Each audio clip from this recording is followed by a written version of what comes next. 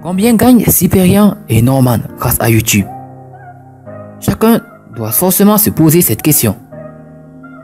Et bah, après quelques recherches, nous avons pu trouver quelque chose.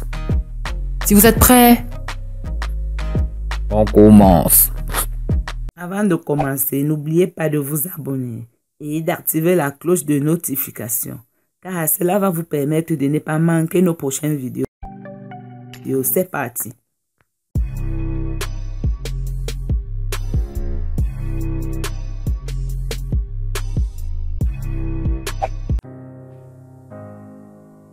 Cyprien et Norman touchent le pactole avec YouTube. Ces dernières années, ils ont amassé des bénéfices supérieurs à 1,5 million d'euros grâce à leurs vidéos. La vente de leurs actions de la société Talent Web à Webdia leur a également permis de faire une grosse plus-value, avec plusieurs millions d'euros chacun à la clé. Saviez-vous que Norman et Cyprien ont participé à la série Presque Adulte pour TF1?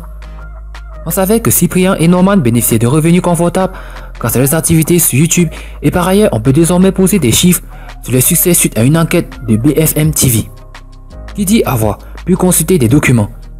En l'espace de seulement 3 ans, Cyprien a empoché 1,5 million d'euros de bénéfices. Il a fallu à Norman 5 ans pour atteindre cette même somme. Les principales sources d'argent étant la publicité générée par les vidéos ainsi que le placement de produits.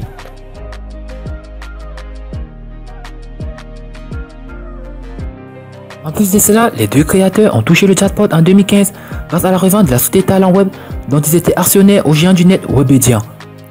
BFM TV indique que dans sa transaction, Cyprien a récupéré entre 6,6 et 11,8 millions d'euros et Norman entre 2,2 et 4 millions d'euros. Ils ont réalisé une très grosse plus-value dans l'affaire qu'ils ont ensuite réussi à fructifier grâce à des procédés d'optimisation fiscale. Ils ont en effet transféré leurs actions dans d'autres sociétés les appartenant à savoir WebBonsai et Mouton Compagnie Sessou. Cyprien a réalisé lors de cette vente une plus-value d'au moins 6,6 millions d'euros. Si Cyprien avait gardé ses actions à titre personnel, alors il aurait dû payer près de 4 millions d'euros d'impôts sur cette plus-value.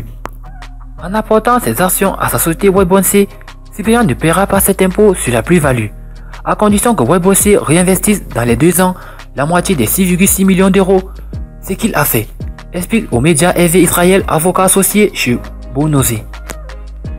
Précision, bien qu'il s'agisse d'opérations tout à fait légales, permises par le droit fiscal français, et qui leur permet d'éviter les 15,5% de cotisations sociales, plus l'impôt sur les revenus allant jusqu'à 45%. En 2016 déjà, nous vous expliquons comment Norman et Cyprien et Nato échappaient aux impôts. Dans le même ordre d'idée, les deux premiers cités ont créé leur société anonyme Peripsas et MiniProcessus, remplaçant ainsi leur société unipersonnelle, leur permettant de payer un impôt sur les dividendes de 30% au lieu d'être soumis à l'impôt sur les revenus à 45%, plus la CSG et la CRDS à 17,2%, fait savoir Hervé Israël. Ils sont loin d'être les seuls à exploiter les failles ou des astuces permises par le système. Regardez donc combien d'impôts payent Google, Apple, Netflix, Amazon et Facebook en France, a-t-il déclaré.